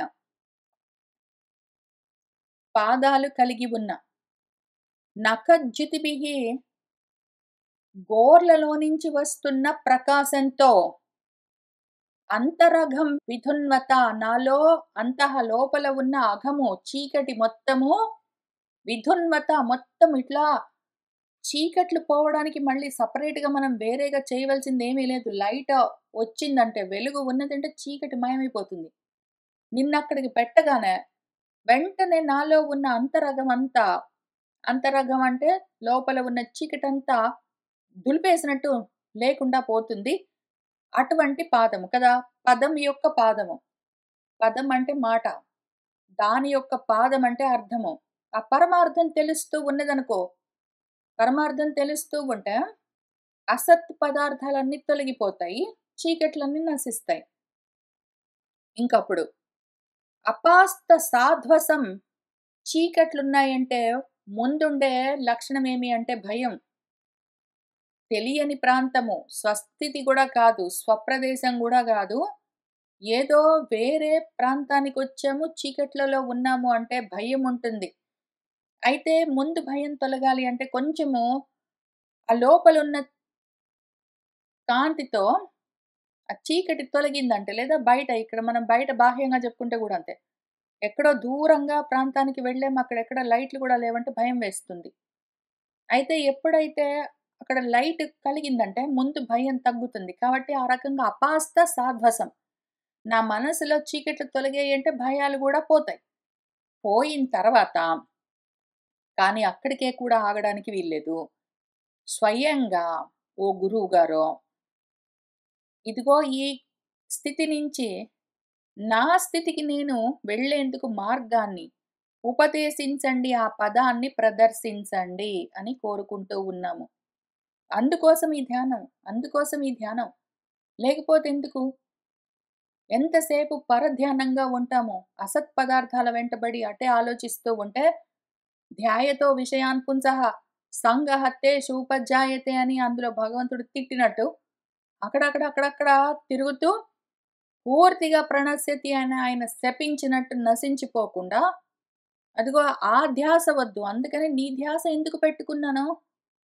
నువ్వు దారి చూపిస్తావు, దిక్కు తోచకుండా ఉన్నానని గదా! అందుకని. చూపించు. ఫస్ట్ నిన్నక్కడ బెట్టుకుని దేదీప్యంగా నువ్వు ప్రకాశిస్తున్నావని నేను మనసులో ధ్యానం చేస్తూ ఉండగానే, నా మనసులోని చీకట్లు తొలగిపోతూనే ఉంటాయి. నేను ఆ ధ్యానం అట్లానే చేస్తూ ఉంటేనే, నా భయం తొలగిపోతూ ఉంటుంది. ఈలోగా నువ్వు నాకు మార్గాన్ని ఉపదేశం కూడా చెయ్యి. నిన్ను చేరుకునే మార్గం చూపించు. నువ్వు అక్కడెక్కడో ఉన్నావు, మనసులో ఉన్నావని దూరంగా నిలబడి నేను చూస్తూ ఉన్నంత సేపు మళ్ళీ నువ్వు వేరుగా ఉంటావో, నేను నిన్ను చేరుకుని నువ్వైపోయే మార్గం కూడా చూపించు కదా! ఏతత్ రూపం అనుధ్యేయం ఆత్మశుద్ధిం అభీప్సతాం యత్ భక్తి యోగః అభయదః స్వధర్మం అనుతిష్ఠతాం. ఏతత్ ఇది అని మన గురువుగారు శంకర్ల వారు మనకు చెప్తున్నారు. ఏతత్ ఇది రూపం. ఈ విధంగా ఆ రూపాన్ని అనుధ్యేయం, దాన్ని అనుసరించి అదే పనిగా ధ్యానం చేయవలసి ఉన్నది. ఎందుకు ఈ ధ్యానం ఇట్లా చెయ్యాలి అంటే, ఆత్మశుద్ధి కోసం. ఎవరైతే ఆత్మశుద్ధిం అభీప్సతాం, ఆత్మశుద్ధి చిత్తశుద్ధి కావాలని అభీప్స కోరికతో ఉన్నారో, అటువంటి వాళ్ళు ఈ రూపాన్ని ఇందుకోసము ధ్యానం చెయ్యవలసి ఉంటుంది. ఇదే విధంగా చెయ్యాలని నియమం లేదు. కానీ ఇందుకోసము చెయ్యాలని మాత్రం నియమం బెట్టుకుని, ముందు మీ మనసులో జ్ఞానజ్యోతిని వెలిగించండి. అప్పుడు భక్తి యోగం కలుగుతుంది. అద్దె విషయము. అందుకు ఈ మొత్తము ఎక్సర్‌సైజ్. ఇట్లా చేశామంటే భక్తి యోగం కలుగుతుంది. ఆసక్తి కలుగుతుంది దానిపైన. భక్తి అంటే భక్తమై ఉండడం, తగులుకుని ఉండడం, సక్తమై ఉండడం, తగులుకుని ఉండడం అని అర్థం. అత్యంత ఆసక్తి అంటే బాగా ఆత్మకు అట్లానే లోపల తగులుకుని ఉండడం. దాంతో అది అభయం ఇస్తుంది. భయం ఉండదు. అనాత్మలతో తగులుకుని ఉంటే భయం కలుగుతూ ఉంటుంది. ఆత్మను తగులుకుని ఉంటే భయం ఉండదు. సీతమ్మ ఎందుకని రామచంద్రమూర్తితో ఉన్నంత సేపు ఆమెకు భయం లేదు. రావణాసురుడు ఎత్తుకుని పోగానే ఆమె భయంతో, శోకంతో విఫల అయిపోయిందని ఎందుకు అన్ని సార్లు రాశారు వాల్మీకి మహర్షి. ఆత్మతో తగులుకుని ఉన్నంత వరకు భయం ఉండదు. అది అభయము. ఎప్పుడైతే ఆత్మకు దూరమై అనాత్మలకు దగ్గరవుతామో ఆటోమేటిక్‌గా భయం ఉంటుంది. అందుకని స్వధర్మం అనుతిష్ఠతాం, స్వధర్మాన్ని అనుష్ఠానం చేస్తూ ఉన్నవాళ్ళు, ఆత్మశుద్ధి కావాలని కోరుకుంటూ ఉన్నవాళ్ళు, భక్తి యోగం కోసము, అభయం పొందడం కోసము ఈ రూపాన్ని ఇదే పనిగా ఈ కారణాలకి ధ్యానం చేయవలసి ఉంటుంది అని ఆ ధ్యేయ వస్తువుని చెప్తూ ఉన్నారు. భవాన్ భక్తిమతా లభ్యః దుర్లభః సర్వదేహినాం స్వరాజ్యస్యాపి అభిమతః ఏకాంతేన ఆత్మవిత్ గతిః. మీరందరూ ఈ పనిలో ఉండండి. మీరందరూ భక్తిమంతులై ఉన్నారు. ఇంతవరకు వచ్చేసరికి భక్తి కలిగింది కదా మనకు. ఏదో ఒక భక్తి గాదు. ఆత్మ గురించి ఆసక్తి కలగడం భక్తి. సరే, ఇంతవరకు 53 ఏదో 52 శ్లోకం చెప్పేంత వరకు మనకు ఆ ఆత్మ వస్తువు పైన ఇంట్రెస్ట్ కలిగింది గదా! భక్తి కలిగింది. ఇప్పుడు ఆ విధంగా భక్తిమంతులై ఉన్న మీరు ఇంకిక్కడి నుంచి ఏం చెయ్యాలి అని చెప్తాను విను అని చెప్తున్నారు. సర్వదేహినాం దుర్లభః. మామూలుగా దేహదారులకు, దేహం మీద అభిమానం ఉన్న వాళ్లకు, దేహాత్మ బుద్ధి ఉన్న వాళ్లకు ఇది దుర్లభము. ఈ ఆత్మ దొరకదు. చాలా కష్టము సాధించడము. అయితే ఎవరైతే స్వరాజ్యస్య అభిమతః ఉంటారో, స్వరాజ్యం ఆత్మ సామ్రాజ్యం కావాలని ఆలోచన ఉన్న వాళ్ళెవరున్నారో వాళ్ళకిది లభ్యం దొరుకుతుంది. ఆత్మ సామ్రాజ్యం కావాలి అని కోరుకున్న వాళ్ళకి ఇది లభ్యం. లభించే వస్తువు. దేహం మీద అభిమానం ఉన్న వాళ్ళకి ఇది దుర్లభం. లభించడం కష్టం. ఏకాంతేన ఇది ఏకాంతంగా ఏకం ఏవ అద్వితీయం తెలియాలంటే ఏకాంతంగా ఉండాలి. ఏకాంతం ఎప్పుడైనా సరే ఏకః ఏవ చరన్ అని నిన్న మనము మనుస్మృతిలో చదువుకున్నట్టు సన్యాస ధర్మాలు చెప్తూ సన్యాసాశ్రమ నియమాల్లో చాలా చెప్తూ వచ్చారు. అందులో ఒక్కడివే ఉండు అని చెప్పారు. అది తప్పనిసరి. నీకు ఆత్మ కావాలి కానీ అనాత్మల్ని వదిలిపెట్టను అంటే మాత్రం కుదరదు. అనాత్మలన్నింటితో తగులుకుని అట్లానే ఉంటాను. ఆత్మ మాత్రం నాకు కావాలి అంటే 2 పడవల్లో కాళ్ళు పెట్టి ప్రయాణం చేయలేవు. ఏకాంతం కావాలి. ఒక్కడివే ఉండు. ఆ రకంగా ఉంటే ఆ విధంగా ఉన్న వాడికి ఆత్మవేత్తకు ఆ గతి ఈజీగా లభ్యం. మిగిలిన వాళ్ళకి ఆ దారి చెప్పండి గురువుగారు. ఇదిగో నిన్నిక్కడ పెట్టుకుంటే మనసులో నువ్వు ముందు చీకట్లని పారదొరులుతావు. నువ్వు కొత్తగా చేస్తావని కాదు. నువ్వుంటే ప్రకాశం ఉన్నది అంటే చీకట్లు అవే తొలగిపోతాయి. నువ్వున్నావంటే నాకు ధైర్యంగా కూడా ఉంటుంది. భయం ఉండదు. అయితే కానీ అక్కడికి ఆగడానికి లేదు. నిన్ను చేరుకునే మార్గం చూపించు అంటే, సరే చూపిస్తాను పట్టు అని ఒకవేళ గురువుగారు ప్రవచనం మొదలుపెట్టే ఆయన ముందు చెప్పేది, మనము ముఖ్యంగా తెలుసుకోవలసింది ఇది ఒంటరి మార్గం. ఇది ఒంటరి మార్గం. చాలా మందితో కలిసి గ్రూప్‌లో వెళ్ళి తెచ్చుకునేది కాదు. ఇది ఒంటరిగా ఎవరికి వాళ్ళు వాళ్ళ లోపల చేసుకునే విషయం. ఏకాంతంగా, ఏకంగా, ఏకాకిలాగానే ఉంటారు. ఉండాలి. వేరే మార్గం లేను గూడా లేదు. నీ లోపలికి నువ్వు వెళ్తూ ఉన్నప్పుడు ఎంతమందిని తీసుకొని నువ్వు వాళ్ళందరితో పాటు కలిపి వెళ్ళగలవు? ఎవరి లోపలికి వాళ్ళొక్కళ్ళే వెళ్ళగలరు. మామూలుగా కూడా ఆలోచన చెయ్యండి. మీరు మీ చుట్టూ ఉన్న వాళ్ళ మనసుల్లోకి దూరగలరా? వాళ్ళ బుద్ధుల్లోకి చేరిపోగలరా?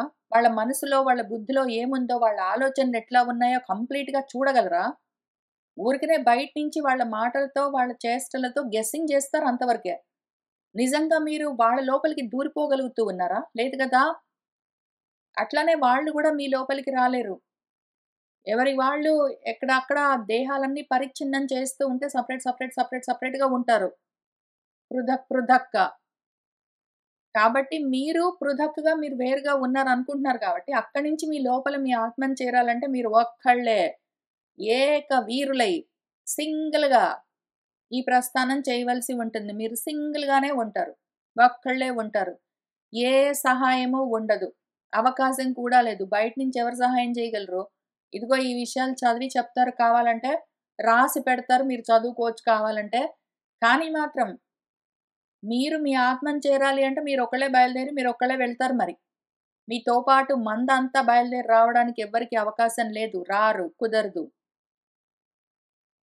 అందుకని ఏకాంతంగా ఆత్మవేత్త ఆ గతి దారి చూపించమన్నావు గదా! చూపిస్తున్నా పట్టు. వెళ్ళగలవా? వెళ్ళు. నన్ను చేరు. తం దురారాధ్యం ఆరాధ్య సతామపి దురాపయా ఏకాంత భక్త్యా కహ వాంఛేత్ పాదమూలం వినా బహిః. ఒకవేళ నువ్వు చేరగలిగితే చెయ్యి. ఒక్కసారి ఆ రుచి తెలిసిన వాళ్ళు మళ్ళీ బయట ప్రపంచంలో మందలతో కలిసి మిగిలిన మనుషులతో వాటితో కలిసి తిరగడం అన్నది ఉండదు. బయట ప్రపంచంలో మందలో మందగా ఉంటారు ఎవరైనా. ఆత్మ ప్రపంచంలో వాడే మొత్తం అంతా. అటువంటి స్థితి దురాపము. పొందడం చాలా కష్టము. అమ్మో! నేను ఒక్కడినే అనగానే భయమేసిందనుకో ఇంక బయటే ఉంటావు నువ్వు. నీకు బయట నువ్వే ఉంటావు. నీకు నువ్వే బయటుంటావు. అది దురారాధ్యము. దాన్ని ఆరాధించడం, దాన్ని చేరడము చాలా కష్టం. అది టెక్నికలీ. నిజంగా దురారాధ్యమా? మళ్ళీ మర్చిపోరాదు. అది ఆల్రెడీ రాద్ధం. అదేమి ఆల్రెడీ రాద్ధం. ఆల్రెడీ సిద్ధం. అది ఆల్రెడీ నువ్వు సాధించావు. కానీ కొత్తగా రాధ్యమైన వస్తువు గాదు. అయితే ఎందుకది దురారాధ్యమయింది? నువ్వు సాధించడానికి ఇంత కష్టం ఎందుకైతుందంటే, నీకు మంది గావాలి. మనుషులు గావాలి. ఒక్కడివి ఉండవు. ఒక్కడివి తినవు. ఒక్కడివి పడుకోవు. ఒక్కడివి ఎక్కడికన్నా వెళ్ళాలంటే భయము. ఎవరో గావాలి నీకు. ఎవరో ఫోన్‌లు చేస్తుండాలి. ఎవరో మాట్లాడుతుండారు. ఎవరెవరో కావాలంటే అందుకని. నీకది దురారాధ్యమయింది. అసలు యాక్చువల్‌గా రాధ్యం గూడా గాదది. రాద్ధం. నువ్వు సాధించవలసింది గాదది. సిద్ధం. అయినా గూడా నీకు దొరక్కుండా ఉన్నది. నీకు నువ్వే దొరక్కుండా ఉన్నావు. కానీ సత్పురుషులు ఒకవేళ పొందడానికి కష్టం, సాధించడానికి కష్టం లాగా కనిపిస్తున్న దాన్ని ఆరాధించేసారే అనుకో. ఇంకా అప్పుడు ఎట్లా దాన్ని ఆరాధించడం, దాన్ని సాధించడం? ఏకాంత భక్తి గావాలి దానికి. మందితోటి కలిసి చాలా మందితోటి కలిసి గ్రూప్ మాస్ యాక్టివిటీ లాగా చేసేది ఎంతవరకు చేయగలవు నువ్వు? కలిసి కూర్చొని శ్రవణం చేయొచ్చు అంతవరకు మాక్సిమం. కలిసి కూర్చొని శ్రవణం చేయొచ్చు చాలా మందితోటి. కావాలంటే కలిసి కూర్చొని డిస్కషన్ చేయొచ్చు చాలా మందితోటి. అక్కడికయిపోయింది మొత్తం అంతా. మిగిలిన బ్రహ్మచారులతో నీ సాహచర్యం ఎంతవరకు? శ్రవణము, డిస్కషన్స్ వరకు. స్వాధ్యాయ ప్రవచనాల వరకు మాత్రమే మిగిలిన మందితోటి నీకు సంబంధం. ఆ తర్వాత లోపల జరుగుతున్న విషయం ఇది ఏకాంతంగానే జరుగుతుంది. ఆ భక్తి ఆత్మతో సక్తం అయి ఉండడము ఏకాంతంగానే ఉంటుంది. అక్కడ లోపలికి ఎవరొస్తారు నీతో పాటు? బయట కూర్చొని నీ బాడీస్ అన్నీ కూర్చొని ఒక బాడీతోటి ఒక బాడీ మాట్లాడుకుంటూ ఉంటే, ఆ పక్కనున్న బాడీస్ అన్నీ నీ లోపలికొచ్చేస్తాయా? రావు గదా! నువ్వే లోపలికెళ్ళిపోతావు. నీ లోపలికి నువ్వెళ్ళిపోతావు. వాళ్ళ లోపలికి వాళ్ళెళ్ళిపోతారు వెళ్ళదలుచుకుంటే ఎవరికి వాళ్ళు. ఆ రకంగా ఎవడైనా సాధించేసాడే అనుకో. ఇంకా అటువంటి వాడు ఎవ్వడు? ఆ పాదమూలాన్ని పట్టుకుని మళ్ళీ దాన్ని పోగొట్టుకుని, బహిః వాంఛేత్ మళ్ళీ లోపలి దాకా చెయ్యి పట్టుకుని నడిపిస్తే, మళ్ళీ బయట బాహ్య ప్రపంచం కావాలని కోరుకునే మూర్ఖుడెవరున్నారో అని అడుగుతున్నారు గురువుగారు. కానీ అందరూ అట్లనే ఉంటారు. చెయ్యి పట్టుకుని గురువుగారు ఎంత లోపలికి తీసుకుని వెళ్తూ ఉన్నా సరే, మళ్ళీ వెంటనే బయటకొచ్చేస్తారు. దానికి మనకు బాగా గొప్ప ఎగ్జాంపుల్ మన ధర్మరాజు గారు. భారతంలో ఇప్పుడు చదువుతూ ఉన్నాము సభాపర్వలో. మన నారదుల వారి గురువుగారు. అన్నమయ, ప్రాణమయ, మనోమయ, జ్ఞానమయ కోశాలన్నింటిని దాటించుకుంటూ ఆనందమయ కోశం దాకా గూడా తీసుకుని వెళ్ళి, ఇంకింతే నేను ఇంతవరకే చెప్పగలను. బ్రహ్మపుచ్చం ప్రతిష్ఠ. ఇంగా తర్వాత నువ్వు చూసుకో అని చెప్తే, అంతవరకు వింటాడు. నారదుల వారు చెప్పడం ఆపగానే మళ్ళీ బయటకొచ్చేస్తాడు. ఆనందమయ కోశం లేదు, ఇంకేమీ లేదు. అన్నమయ కోసం దేహం జూసుకోవడం, బయట లోకాలేవో కావాలి అని భౌతికమైనవన్నీ కోరడం. ఆ రకంగా చేసేవాళ్ళు చాలా మందే ఉంటారు. ఎవరు చేస్తారు? కహవాంఛేత్ అని అడుగుతున్నారు. అసలు ఈ ప్రశ్న అడిగినందుకు ఆశ్చర్యం అనిపిస్తుంది. గురువులకేంటో ఇట్లా అనిపిస్తుంటుంది. ఆత్మతత్వము, ఆత్మ రుచి తెలిసిన వాళ్ళు మళ్ళీ అనాత్మల్ని ఎవరైనా పట్టుకుంటారా అని అడుగుతున్నారు గానీ, లోపల దాకా దురారాధ్యమైన దాన్ని పట్టుకొని ఎవడైతే వెళ్ళాడో మళ్ళీ బయటకొస్తాడా అని అడుగుతున్నారు. ఓహో! గ్యారంటీ. అందరూ అట్లా బయటకొచ్చేస్తారు. ఎవ్వడో ఒక్కడుంటాడు. లోపల దాకా వెళ్లి అక్కడే ఉండిపోయిన వాడు. ఇంకా చివరికి తానుగా నిలబడిపోయిన వాడు ఎవడైనా ఒక్కడు ఉంటే ఉంటాడు. లేకపోతే లేదు. అసలు లేకుండా ఎందుకు పోతారు? ఉంటారు. చాలా మంది ఇట్లే ఉంటారు. లోపల దాకా తీసుకొని వెళ్తే మళ్ళీ బాహ్యం కావాలని వాంఛేత్ కోరుకుంటుంటారు. ఆ పాదమూలాన్ని వదిలిపెట్టేస్తారు. బయటకొచ్చేస్తారు. యత్ర నిర్విష్టం అరణం కృతాంతః న అభిమన్యతే విశ్వం విధ్వంసయన్ వీర్య శౌర్య విస్ఫూర్జిత భ్రువా. మన కృతాంతుడు మృత్యువు తన వీర్యము శౌర్యము అన్నింటినీ చూపిస్తూ ఆయన నొసలు భ్రుకిటి కదిలిస్తే చాలు. మన అంతకులవారు ఆయన నొసలు భ్రుకుటి కదిలించారంటే చాలు ఆయన పరాక్రమం అంతా చూపించి ఆ విధంగా విశ్వాన్ని ఆయన విధ్వంసం చేయగలరు. ఆయన కనుబొమ్మలు కదిలితే చాలు విశ్వమంతా ధ్వంసం అవుతుంది. అటువంటి యముడు కూడా అరణం నిర్విష్టం ఏ పాదమూలాన్ని శరణు కోరాడో అక్కడే ఉన్నాడో అటువంటి వాణ్ణి నా అభిమన్యతే, వీడి గురించి ఇంకా యముడు ఆలోచన చెయ్యడు. ఎవరైతే ఆత్మ దగ్గరే కూర్చున్నారో అటువంటి వాణ్ణి మృత్యువు ఇంకా ఏమీ చేయలేదు. ఆత్మను వదిలిపెట్టి అనాత్మల్లో తిరుగుతున్న వాళ్ళను మాత్రమే మృత్యువు నశింపచేస్తూ ఉంటుంది. క్షణార్ధేనాపి తులయేన స్వర్గం నా అపునర్భవం భగవత్ సంగి సంగస్య మర్త్యానాం కిం ఉత ఆశిషః. భగవత్ సంగి సంగస్య, భగవత్ సాంగత్యమున్న వాళ్లతో సంగం పెట్టుకోవాలని కోరుకునే ఎవరుంటారో వాళ్ళు స్వర్గమైనా సరే అపవర్గమైనా సరే దీనికి సమానమని నా తులయే అనుకోను. భగవంతుడితో తగులుకుని ఉన్న వాళ్లతో తగులుకుని ఉండడము క్షణార్ధము. ఒక క్షణంలో సగమైనా సరే, అర్ధ క్షణమైనా సరే నేను భగవంతుణ్ణి తగులుకుని ఆత్మను తగులుకుని ఉన్న వాళ్ళను తగులుకుని ఉంటే చాలు. నాకు ఇంకా స్వర్గము వద్దు, అపవర్గము వద్దు అని, అసలు అవి దానికి సాటి కూడా రావని నేను అనుకుంటాను. ఇంకా అటువంటప్పుడు మర్త్యానాం కిముత ఆశిషః, మనుషుల కోరికలు ఇంక నేనెందుకు పట్టించుకుంటాను. స్వర్గాపవర్గాలే నాకు అవసరం లేదనుకుంటూ ఉంటే భగవంతుడితో తగులుకుని ఉన్న వాళ్ళను తగులుకుని ఉండడం ఒక అరక్షణం చేస్తే చాలు, అదే నాకు ఎంతో గొప్ప విషయము. దానికి స్వర్గాపవర్గాలే సాటి రావని అనుకుంటూ ఉంటే నేను మామూలు మనుషులు సాధించుకునే వాళ్ళు కోరుకునే కోరికలు ఎంత అని చెప్తూ ఉన్నారు గురువు గారు. ఇంకా చాలా ఉన్నాయి. ఈ విషయాల్ని సుదీర్ఘంగా చర్చిస్తూ ఉంటారు. ఇవాల్టికి నేను ఇక్కడికి ఆపుతాను.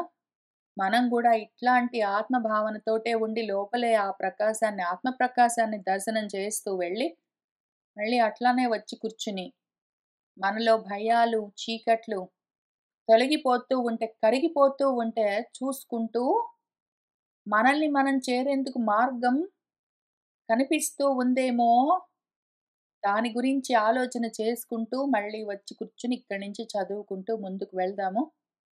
సర్వం శ్రీకృష్ణ పరబ్రహ్మ పాదారవిందార్పణమస్తు.